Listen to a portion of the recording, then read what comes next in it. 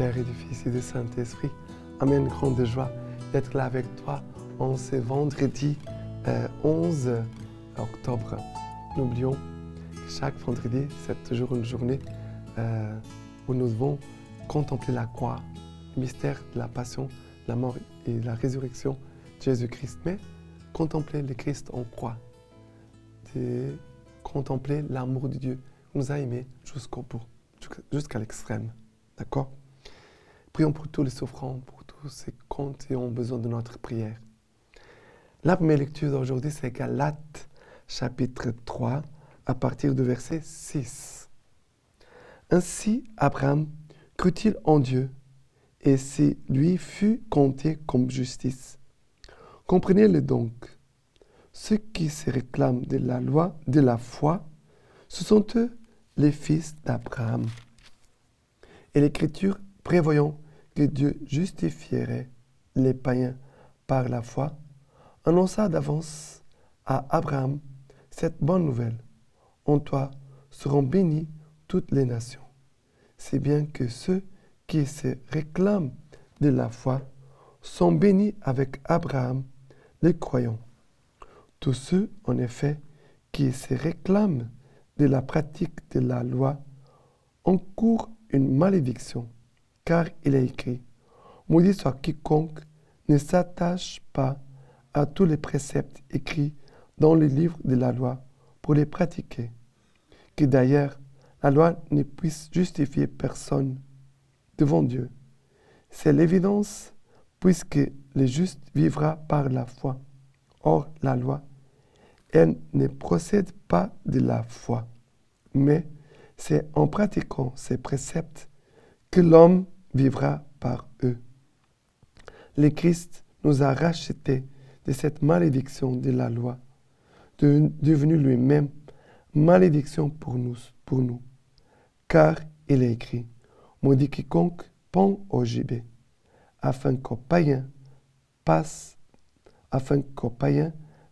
dans le Christ Jésus la bénédiction d'Abraham, et que par la foi, nous recevions l'esprit de la promesse. Alors, ici, il nous est dit que Abraham crut en Dieu et c'est lui fut compté comme justice. N'oublions pas que c'est Paul, il est en train de faire mémoire d'Abraham, à qui Dieu a appelé à tout quitter, d'aller vers les pays que Dieu allait lui montrer. La marche d'Abraham, c'est une marche dans la foi. Abraham croit. Il écoute la voix de Dieu et se lance avec courage, avec confiance. Et le Seigneur veut nous bénir à chacun de nous aussi à travers notre foi. Parce que la foi, ce sont des choses qu'on ne voit pas. Je ne suis pas sûr. Mais je sais que le Seigneur, il est là. Et que le Seigneur, s'il m'appelle, si le Seigneur me demande quelque chose, je dois faire confiance, garder mon cœur en paix. Car dans la démarche de foi, Dieu, il est présent. Dieu ne nous abandonne pas en disant, tu vas te lancer dans la foi, voilà, jette-toi, tu te lances. Et après, Dieu te laisse. Non, Dieu nous accompagne. Dieu nous accompagne. Il y a des moments, peut-être, on ne voit pas, mais nous sommes appelés, chacun de nous, à proclamer, Seigneur, je ne te vois pas, peut-être je n'arrive pas à saisir bien ce que tu veux de moi, mais je sais que tu es présent. Proclamer la foi, annoncer la foi, faire des actes de foi, de s'appuyer sur la foi de l'Église, de mes frères et sœurs. Et ça veut dire que pendant cette marche dans la foi, il y a des moments peut-être qu'on va sentir et on va percevoir la présence de Dieu. Il y a des moments qu'on va recevoir peut-être certaines lumières pour comprendre mieux les choses. Mais on doit marcher en laissant Dieu nous conduire. On fait confiance au Seigneur. D'accord? C'est très important. Si tu as des combats au niveau de la foi, travaille cette vertu de la foi. Partage à ton accompagnateur spirituel les combats que peut-être tu vis dans la foi, pour que tu puisses être fortifié dans la foi. Sinon, comment tu vas combattre? Nos combats, les combats spirituels, nous avons besoin de la foi. Sinon, tu ne seras pas capable d'avancer, de faire des progrès. Car les justes vivront par la foi. Nous vivons par la foi. Nous avançons par la foi. Nous combattons à travers l'arme spirituelle de la foi. Que le Seigneur puisse nous fortifier aujourd'hui, nous tous, dans la foi. Et que cette foi puisse nous porter, nous aider vraiment à ne pas perdre de vue la présence de Dieu. La présence de Dieu. Mais proclamons la foi. Quand quelqu'un sent que sa foi, elle est faible, il faut proclamer la foi. Il faut lire la parole de Dieu pour se fortifier dans la foi. C'est pour ça que la lecture divina est très importante. D'accord? Voilà. Maintenant, le psaume d'aujourd'hui, c'est le psaume 111, à partir du verset 1. Je rends grâce au Seigneur de tout cœur, dans le cercle des justes et l'assemblée. Grandes sont les œuvres du Seigneur, dignes d'étude pour qui les aime. Faste et splendeur son ouvrage. Sa justice demeure à jamais. Il laisse un mémorial de ses merveilles. Le Seigneur est tendresse et pitié. Il donne à qui le craint la nourriture et se souvient de son alliance pour toujours. Il fait voir à son peuple la vertu de ses œuvres en lui donnant l'héritage des nations. Alors, quand il y a quelqu'un qui passe un moment difficile au niveau de la foi, il faut faire mémoire des merveilles de Dieu. Il faut témoigner aussi des merveilles de Dieu. Non pas seulement la personne qui vit des combats au niveau de la foi, ou qui sent que sa foi, elle est affaiblie. Il doit faire mémoire des bienfaits de Dieu dans sa vie. Il doit faire mémoire des paroles qu'il a reçues, qui l'ont aidé, des paroles que sont comme ta construction intérieure, parce qu'il a des paroles, certaines paroles que Dieu nous a données, qui nous accompagnent, qui sont vraiment notre force, mais aussi d'écouter nos frères et sœurs autour de nous, qui vont nous témoigner des merveilles de Dieu. Et cela va nous encourager. D'accord? Les témoignages des frères et sœurs doivent nous faire croire, voilà, je vois les merveilles que le Seigneur fait dans votre vie. Ça veut dire que le Seigneur veut aussi réaliser cela dans ma vie, dans ma vie aussi. D'accord? Et l'évangile d'aujourd'hui, c'est Luc, chapitre 15, à partir du Luc 11, à partir du verset 15. Mais certains d'entre eux dirent, c'est par Belzéboul, le prince des démons, qu'il expulse les démons. D'autres, pour le mettre à l'épreuve, réclamaient de lui un signe venant du ciel. Mais lui, connaissant leurs pensées, leur dit, tout royaume divisé contre lui-même est dévasté, et maison sur maison s'écroule.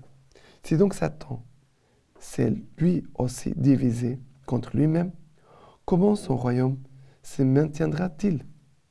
Puisque vous dites que c'est par Belzéboul que j'expulse les démons, mais c'est par Belzéboul que j'expulse les démons, vos fils, par qui les expulsent-ils? Aussi seront-ils eux-mêmes vos juges. Mais si c'est par le doigt de Dieu que j'expulse les démons, c'est donc que le royaume de Dieu est arrivé jusqu'à vous. Lorsqu'un homme fort et bien armé garde son palais, ses biens sont en sûreté.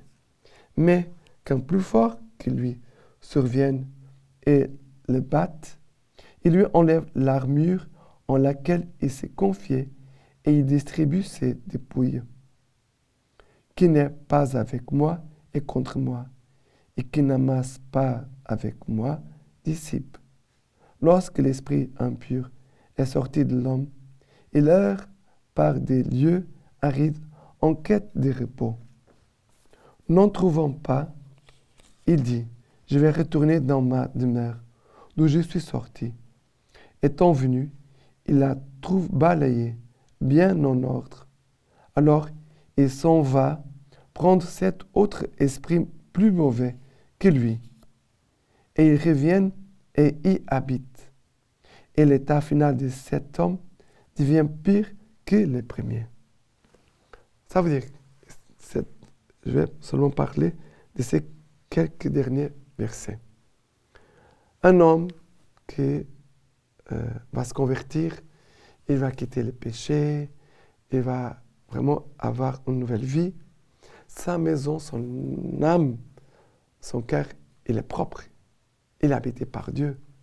Il est habité par la foi. Il est habité par la parole. Mais s'il laisse tomber la foi, qu'est-ce qui se passe? Il ne va pas avoir de protection. Il va être vulnérable. Et là, les démons du passé vont revenir pour les tenter, pour le combattre, pour le décourager, pour le faire reculer, pour le faire tomber. Au point que la personne peut laisser là l'espace ouvert. Et ici, il nous a dit que les démons reviennent encore avec plus de force que la première fois. Et l'état final de cet homme devient pire que les premiers. C'est pour cela que la vie spirituelle exige une grande vigilance.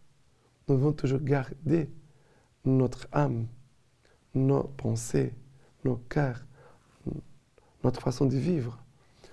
Nous ne pouvons pas perdre de vue Jésus-Christ. On ne peut pas perdre de vue sa parole. Parce que la présence de Jésus et sa parole nous aideront toujours à garder nos vies, nos âmes, de ne pas laisser les péchés revenir et de nous faire unir au Christ. Même un moment d'épreuve au niveau de la foi pour devenir un moment très important pour une union plus profonde avec Jésus-Christ. D'accord? Et la lecture patristique de Saint Vincent, moine de Lérins. Voilà, nous dit ceci. Ne peut-il y avoir dans l'Église du Christ aucun progrès de la religion? Oui, assurément, et un très grand.